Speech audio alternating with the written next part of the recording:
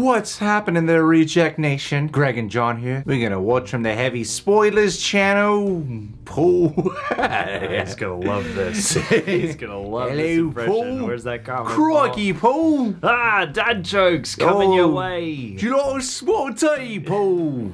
Sweep your chimney, all wheel. Hawkeye trailer breakdown today. Let's get into action. Subscribe to his channel if you haven't done so already. He's just a great lad, I must say. Welcome to the Heavy Spoilers Show. I'm your host Paul, aka Mo Hawkeye, and I'm gonna do whatever it takes until people finally realize that's a really good joke, yeah? Now, the first trailer for Hawkeye is now here, and in this video we're going to be breaking down all the Easter eggs, things you missed, hidden details, and also how it compares to the comics. I didn't miss shit. Because of that, there will be heavy spoilers, so if you don't want anything ruined, then I recommend that you check out now. Make sure you aim for that thumbs up button and hit it, and it turns out you get double points for hitting the subscribe button, so yeah, go and do that as well. Now, with that out of the way, thank you for clicking this. Now let's get into Hawkeye. Okay, so the last full appearance of Hawkeye happened in Avengers Endgame when we found out that he'd been operating under the name the Ronin during the 5 years between the blip and the snap. Moving in the shadows as a gangster-killing vigilante, he'd built up quite a reputation, and this will likely be brought into the show due to the kinds of villains that show up in the source material. Do they call him Ronin in the actual movie? I don't remember them actually says the name. I don't think so. Not that I recall. I don't recall them clearly. Just comment below and correct us. Tell us we're idiots. The story will be heavily based on the Hawkeye comic run from 2013, and in that we follow Clint as he trains up his protege Kate Bishop, who also goes under the name Hawkeye.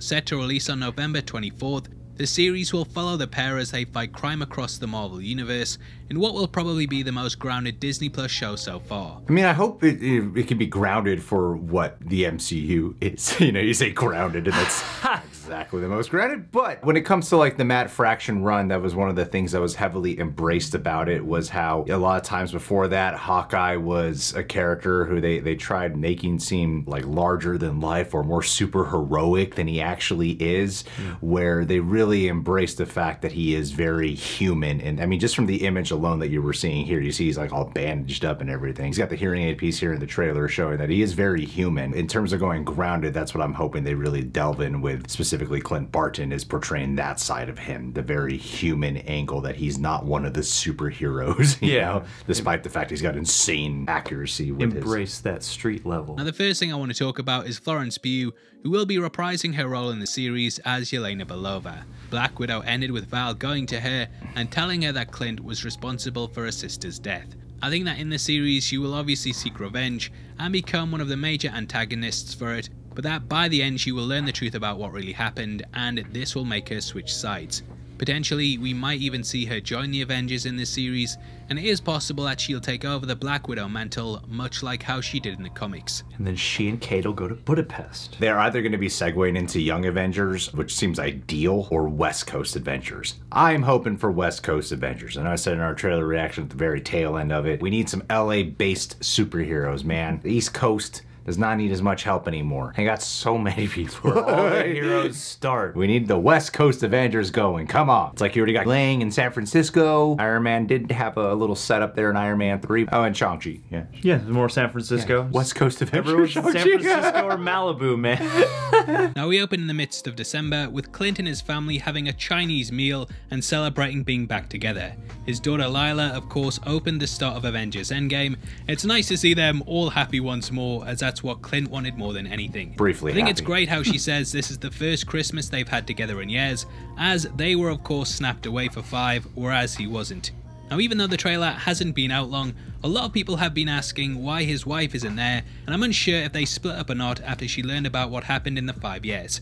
I hope not, but it is a possibility, and that would add even more weight to them not having Christmas together. In the comic book run, Hawkeye actually gets served divorce papers. However, during the trailer, he does answer the phone and say, "Hey babes," so I'm guessing things are still pretty good, though this mission might cause some issues. I would hate if they're divorced at the start of this. Oh yeah. You know how much hell the guy went through to make sure he could get his wife back?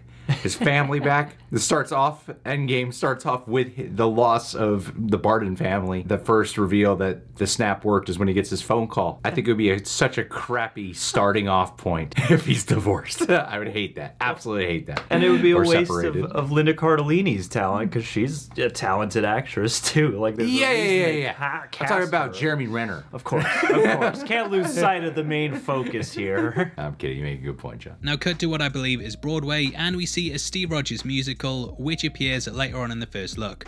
Here there are several characters from the Avengers, including the Chitauri, Hawkeye, Black Widow, Thor and Loki, Bruce Banner, Steve, and what I think is the Hulk. Really nice bit of meta commentary about the commercialization of superheroes and how they're pretty much in every aspect of entertainment now. This is also a nice little callback to the first Avenger, as Steve of course started off by travelling the country doing propaganda tours. This is so that people would buy war bonds, which is also what the comic character was used for in the real world.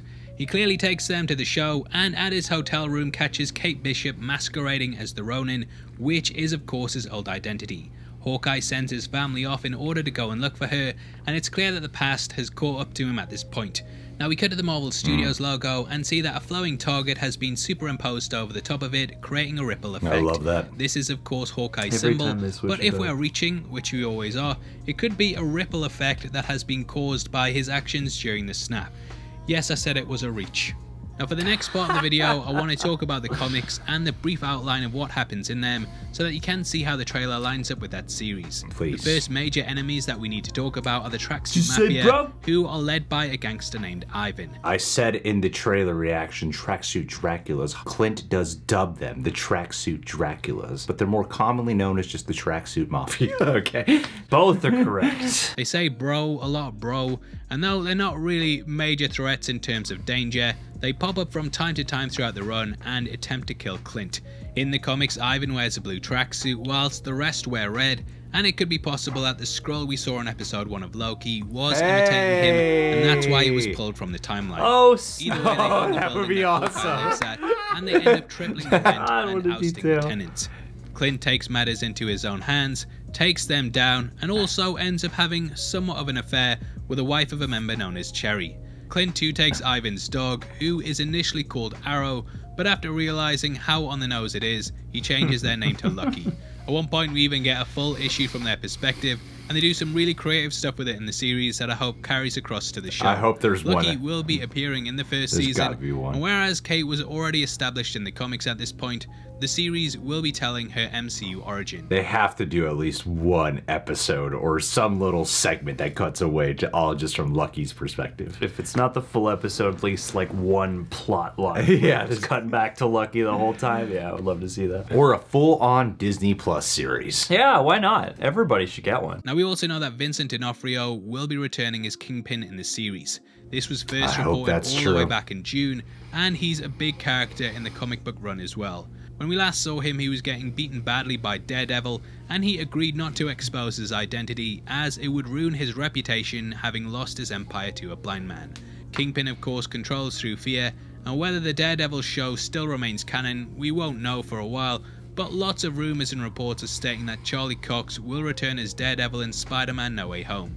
So it does look like it will kind of all tie together, and I really hope that it's all connected. As yeah, that series was really good and pretty much the reason I signed up to Netflix. You see, that's a big part of why I was expecting this, A, just from the Matt Fraction comic, B, you know, being street level, and C, the fact you're hearing that Kingpin might actually be in this, especially Vincent D'Onofrio's take. And if you guys are familiar with Daredevil, which I'm hoping you guys are familiar with that series, it's an incredibly R-rated show. It's hardcore gritty. Imagine this tone from the trailer will be present in here, but I think it would weave into some more grit, especially if you're gonna have D'Onofrio's Kingpin in there, because I wouldn't want to see him in some lighthearted take. You know? No. Yeah. I mean, he could be the thing that brings the menace and the heavy, even more so than the Tracksuit Mafia, it seems like. Oh, absolutely. For their legacy. Now in the book, a security tape leaks showing Hawkeye killing a dictator called Kingpin, and this is poised to be sold on the black market of Madripoor, which we last saw in Falcon and the Winter Soldier. Hawkeye goes out there in order to stop it getting out, and we find out that Kingpin is attempting to buy it. Turns out this auction is being run by Madame Mask, who it's rumoured will be played by Vera Farmiga. Kate Bishop ends up disguising herself as her, and all hell breaks loose as they try and get the tape before it gets out. Now that's the bare bones of the first Vera Farmiga was omnibus, playing Kate but it Bishop's looks like mom. similar to the I thought other that's shows what that was were rumored to before be. it, that there will be Maybe. some elements Both. taken and put into it, whilst others just stay out. That's something that's true of all Marvel shows, but I definitely recommend picking up that graphic novel run if you want to know ahead of time the kind of stuff to expect. Now we watch as Hawkeye goes low-key in order to track down Kate, who is now in deep with the wrong kinds of people.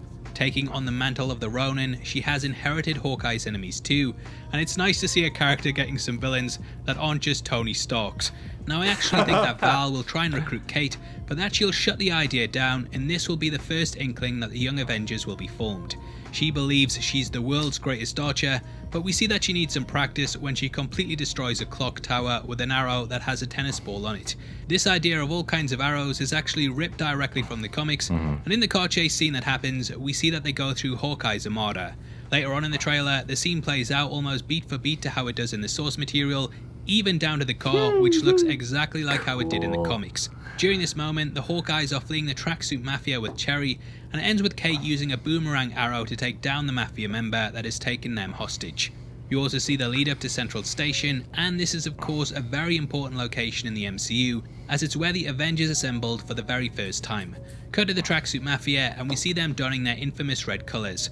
Now we do catch what I believe is Ivan, as he's donning a slightly different colour to the rest of them, and he also has the same facial hair that he does in the comics. True, good After catch. Kate shows Good up catch. to save him and slams in head first, we get some action shots including Clint jumping out of a window, running through a restaurant like Nathan Drake and James Bond, Vera Farmiga, who like I said I think is Madame Mask, and Lucky, who seems to be missing an eye. Lucky was actually shot and badly damaged early on in the comics, and Hawkeye ended up taking him to the vets, which this moment could be hinting at.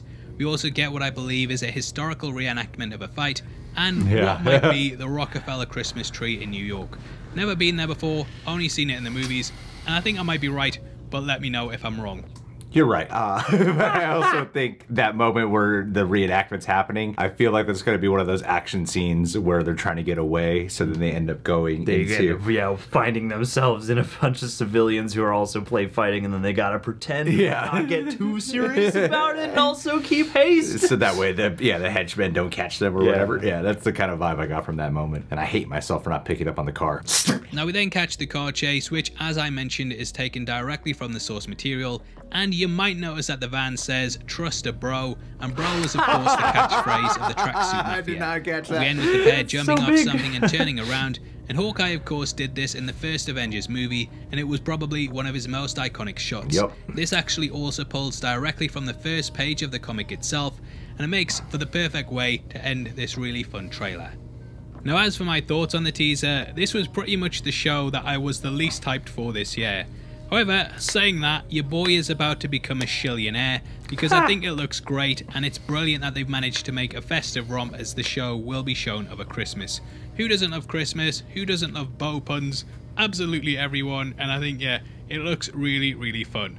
Christmas was actually a big part of the graphic novel, and though we only spent one issue during the time period, it was such a cool setting with all the snowdrops and the people constantly moving through the white panels that really made the art look absolutely fantastic. I think another part that makes it feel very Shane Black-esque, it's different here because he's with his family and it seems that he's still with his wife, but one thing that Shane Black would say about setting his stories during Christmas is that the ironic part about Christmas, as you know, people with depression, maybe you don't know, but there are people with depression, their triggers tend to go up during the winter time because it can be very easy to feel very, quite lonely during the winter. And so even looking at the comic art here from the Mad Fraction comic, you do see a much more lonely Hawkeye, which does reflect a lot more of what Shane Black tends to use Christmas for. So it's just another thing that adds on to it, except I don't really get that kind of isolated, depressed, lonely, sad. Doesn't seem like he's got time for that. To be that lonely. I think this has also been brought across to the show